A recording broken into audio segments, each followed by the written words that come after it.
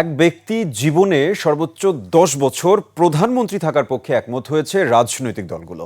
এছাড়া স্বাধীন police commission গঠনে ঐকমত্য হয়েছে। রাজধানীর ফরেন সার্ভিস একাডেমিতে রাজনৈতিক দলগুলোর সঙ্গে সংলাপ চলাকালে সন্ধ্যায় এ কথা নিশ্চিত করেন ডক্টর আলী রিয়াজ। যেসব বিষয়ে মতভিন্নতা আছে ৩১ জুলাইয়ের মধ্যে সে ব্যাপারগুলোতেও একমত হওয়ার আশা তার। মেহেদী হাসানের report. Colour expert, George sap এবং মাইল্ড অন হ্যান্ডস টেকনোলজি সমৃদ্ধ অরিক্স ক্রিস্টাল ওয়াশ আপনার লন্ড্রি এক্সপার্ট।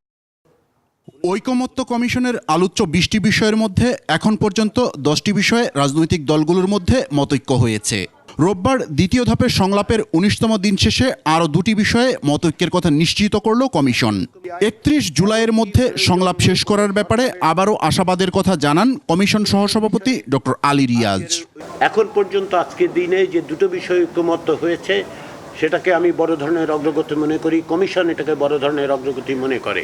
এর একটি হচ্ছে প্রধানমন্ত্রীর মেয়াদের ব্যাপারে কোনো রকম শর্তহীনভাবে সকলের একত্র হওয়া। দ্বিতীয় হচ্ছে যে একটি পুলিশ কমিশন প্রতিষ্ঠা করা। এদিকে এক ব্যক্তি ১০ বছরের বেশি প্রধানমন্ত্রী না থাকা, স্বাধীন ও শক্তিশালী নির্বাচন কমিশন গঠন এবং তত্ত্বাবধায়ক সরকার ব্যবস্থা ফিরিয়ে আনা সম্ভব হলে দেশে আগামীতে ফ্যাসিবাদ ফিরে আসার সুযোগ চিরতরে বন্ধ হয়ে যাবে বলে মনে করে বিএনপি। তত্ত্বাবধায়ক সরকার যদি ইন প্লেস হয়, এইভাবে স্বাধীন নির্বাচন কমিশন গঠিত হয় এবং প্রধানমন্ত্রীর মেয়াদ যদি সর্বোচ্চ ১০ বছরে নির্ধারিত হয়, আমরা কোনোভাবেই আর মনে করি না রাষ্ট্রে কোনো রকমের স্বৈরতান্ত্রিক, ব্যক্তিতান্ত্রিক স্বৈরতন্ত্র বা ফেসিবাদের কোনো উৎপত্তি হতে পারে। তবে সংবিধানের মূলনীতির প্রশ্নে এখনও নিজ নিজ অবস্থানে অনড় দলগুলো। পঞ্চম সংশোধনীর মাধ্যমে আল্লাহর প্রতি পূর্ণ আস্থা ও বিশ্বাস প্রতিস্থাপন এটা করতে হবে।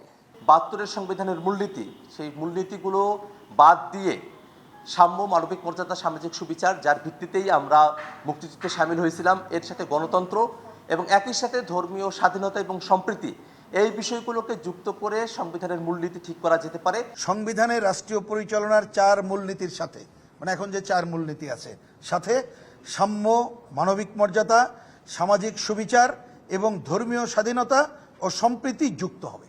সংরক্ষিত নারী আসনের ব্যাপারে একমত হলেও নির্বাচন পদ্ধতি নিয়ে এখনও মতভিন্নতা দলগুলোর মাঝে। কিন্তু আমরা ক্ষোভের সাথে লক্ষ্য করলাম আজকে ওনারা। মেহেদী হাসান, ২১শে টেলিভিশন, ঢাকা। আপনারা জানেন।